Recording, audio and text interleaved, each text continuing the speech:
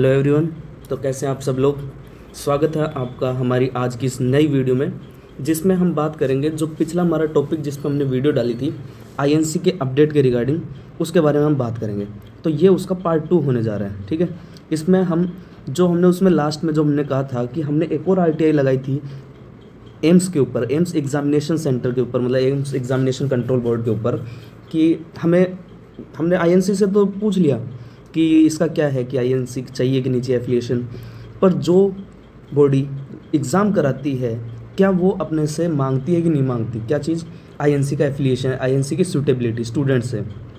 तो उसके ऊपर हमने एक और आरटीआई लगाई थी। ये सेकंड अनदर आरटीआई अपडेट है आईएनसी एफिलिएशन के रिगार्डिंग, जिसमें स्पेशली 20-21 के जो बैच हैं राजस्थान के, उसके अंदर ये ज़्यादा हुआ था। अब देखो, इसके बाद आपका सब कुछ क्लियर हो जाएगा। मतलब पहली वीडियो आप देखो, पहली वीडियो का लिंक मैं आपको, ये देखो यहाँ पे आएगा, आपको इस साइड आपको फर्स्ट वीडियो का लिंक आएगा। तो पहले आप उसको क्लियर करो, ठीक है। आपको तब समझ में आ जाएगा कि एक्चुअल में हम चल क्या रहे, बात क्या है। वो सारी बातों को अपने यहाँ पे क्लियर करेंगे, ठीक है। तो ये दूसरा अपडेट आरटीआई का, उसके बारे में हम इसमें बात करेंगे, ठीक है। तो जो दूसरा अपडेट है वो हमारे पास आया था, देखो एम्स के एग्जामिनेशन सेक्शन के द्वारा। कितनी तारीख को अपडेट आया? 29/9/25 को। अभी 29/9/25 को हमारे पास ये अपडेट आया, जिसमें हमने आरटीआई की एप्लीकेशन, जो कि ये देखो हमने लगाई थी, कितनी तारीख को? 2 सितंबर को लगाई थी, उसका रिप्लाई आया है, ठीक। अब देखो, अब हम बात करते हैं आगे कि हमने क्या क्या इन्फॉर्मेशन उनसे मांगी और उन्होंने अपने को क्या दिया है, ठीक है। तो सबसे पहले हमने जो पूछा था फर्स्ट पॉइंट के अंदर, वो क्या था कि please specify essential educational qualification prescribed to eligible for appearing in NORCET nursing examination, जो एम्स करता है, पहला सवाल। दूसरा सवाल कि क्या एक्सपीरियंस की रिक्वायरमेंट है बीएससी नर्सिंग और जीएनएम स्टूडेंट्स को जो नोरसेट में आ रहे हैं। तीसरा सवाल, please specify the essential documents. ये जो मेन था कि एसेंशियल डॉक्यूमेंट जो बताओ जो रिक्वायर्ड होंगे at the time of document verification, NORCET qualify करने के बाद में, ठीक है। Is it mandatory to submit a document at any stage, किसी भी स्टेज पर of NORCET related to approval या फिर recognization by the Indian nursing council. सही बात है, यही अपना मेन मुद्दा है कि एम्स मांगती है कि नहीं मांगती है document verification. And last, fifth question, in case the candidate possesses registration with only state nursing council, कि अगर वो जो कैंडिडेट है वो सिर्फ स्टेट नर्सिंग काउंसिल के साथ रजिस्ट्रेशन रखता है, अदर देन दिल्ली के अलावा, क्योंकि दिल्ली का तो वैलिड है सब जगह, other than Delhi, will that be considered sufficient, क्या वो मतलब उसके लिए सफिशेंट होगा फॉर एलिजिबिलिटी और INC approval mandatory in addition. तो लास्ट वाले पॉइंट का अगर आप मतलब समझो, तो इसमें हमने ये पूछा है कि अगर वो स्टूडेंट है वो सिर्फ ओनली स्टेट नर्सिंग काउंसिल से ही मान्यता प्राप्त है दिल्ली को छोड़कर, तो क्या उसके लिए ये जो सिर्फ स्टेट नर्सिंग काउंसिल है, क्या ये सफिशिएंट होगी उसकी एलिजिबिलिटी के लिए, और या फिर कोई आईएनसी का अप्रूवल भी और एक्स्ट्रा में जरूरत होगा, मतलब मैंडेटरी इन एडिशन। ये हमने सवाल पूछा। अब इस पे एम्स क्या जवाब देता है, सबसे पहले मैं बता देता हूँ। ये जवाब आया है associate dean of exams and CPIO examination section New Delhi, AIIMS New Delhi से।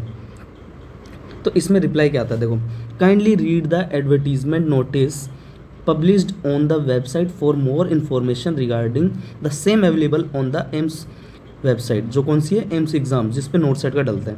इन्होंने क्या कह दिया, जो हम नोटिफिकेशन डालते हैं ना, जो एडवर्टीजमेंट नोटिस डालते हैं, आप उसको देख लो, उसमें जो लिखा है ना वो सेम आप मतलब वेबसाइट के ऊपर जो है वही इस आरटीआई का आंसर है, ठीक है। देखो, इन्होंने अपना जवाब दे दिया। अब चलो अपने भी देख लेते हैं कि क्या जानकारी मिल रही है अपने वहाँ पे। तो वो ये डॉक्यूमेंट वो ये है, ठीक है। ये नोटिफिकेशन अपने को डालता है एम्स जब भी अपना एग्जाम होता है। तो पहली बात तो ये जो नोटिफिकेशन है वो नोरसेट 9 का है, ज़्यादा पुराना नहीं है, 22 सितंबर 2025 का है, ठीक है। लेटेस्ट नोटिफिकेशन है, अपने ज़्यादा पुराने की बात नहीं करेंगे। अब नीचे चलते हैं। तो अपनों ने तो यही पूछा था कि एलिजिबिलिटी क्राइटेरिया क्या है, एलिजिबिलिटी क्राइटेरिया, ठीक। अब इसमें essential qualification BSc nursing students के लिए क्या है कि पहली क्वालिफिकेशन क्या होनी चाहिए, बीएससी नर्सिंग और BSc honours nursing from an Indian nursing council. अब स्टूडेंट ने सोचा यार आईएनसी का नाम आ गया, ठीक, पर स्लैश के साथ में ये भी लिखा है state nursing council recognised institute, ठीक, इस लाइन को पूरा देखो आप, इंडियन नर्सिंग काउंसिल और state nursing council recognised institute.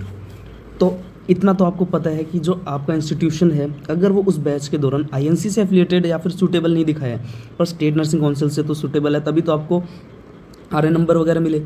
तो आईएनसी, ये जो एम्स होता है, वो सिर्फ किसी एक से एफिलिएशन रिकॉग्नाइजेशन मांगता है, ठीक है, और मतलब इंस्टीट्यूट या फिर यूनिवर्सिटी का। तो आरयूएचएस जो है वो आईएनसी से रिकॉग्नाइज्ड भी है और एफिलिएटेड भी है।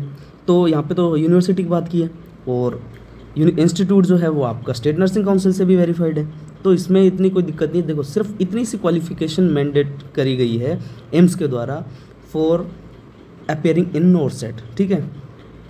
कुछ इंस्टीट्यूट फिर भी देखो मांगती हैं, जैसे कि अपने को सुनने में आया कि एम्स जोधपुर मांगता है, ठीक, एम्स जोधपुर मांगता है। तो एम्स जोधपुर अगर मांगता है तो हमने देखो पिछली वीडियो में आपको ये क्लैरिफाई कर दिया था कि जो एक आईएनसी का लिंक था जिसमें आपके 500 रुपये लगकर आपको सूटेबिलिटी मिल रही थी,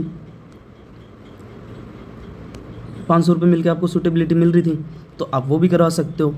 और देखो आईएनसी से जहाँ तक बात हुई, उन्होंने यही कहा है कि आईएनसी हमेशा एजुकेशन को प्रायोरिटी देती है, ना कि किसी स्टूडेंट्स का मतलब जॉब वगैरह से लगने में रोकती है, ठीक है। तो सीधा से क्लियर ये होता है कि ये जो मुद्दा इतने दिन से उठ रहा था ना, ये पता नहीं कैसे क्या उठता है, पर देखो मैं सिर्फ इतना सा कहता हूँ कि आप सेल्फ लेवल पर वेरीफाई करो इन चीज़ों को। ये जो वीडियो है इसमें जो मैंने कहा है, इस पर आप मेरे कहने पे विश्वास मत करो, खुद भी वेरीफाई करो आप, ठीक, खुद भी वेरीफाई करो इन चीज़ों को, तब आपको तसल्ली होगी। देखो मेरे कहने से आपको हो सकता है कि मेरे से पहले भी आपके कॉलेज ने भी कहा होगा इन चीज़ों के बारे में, पर आप जब तक आप खुद से इसको वेरीफाई नहीं करोगे तब तक आप इस चीज़ को नहीं मानोगे। तो आज की वीडियो में बस इतना ही कि ये जो मुद्दा है जो आईएनसी वाला जो इतने दिन से चल रहा है, तो ये देखो बस मैंने कम से कम 5-6 डॉक्यूमेंट्स दिखा दिए होंगे, उन सब से देखो 2 आरटीआई भी दिखा दी मैंने, उन सब से आपको इतना तो क्लियर होगा कि कहीं ना कहीं जो मैंने बात कही है वो सही भी होगी। तो आप उन सबको वेरीफाई करो, फिर अपनी स्टडीज़ को कंटिन्यू करो और एग्ज़ाम्स की तैयारी करो। धन्यवाद। जानकारी अच्छी लगी हो तो चैनल को सब्सक्राइब ज़रूर करें। धन्यवाद।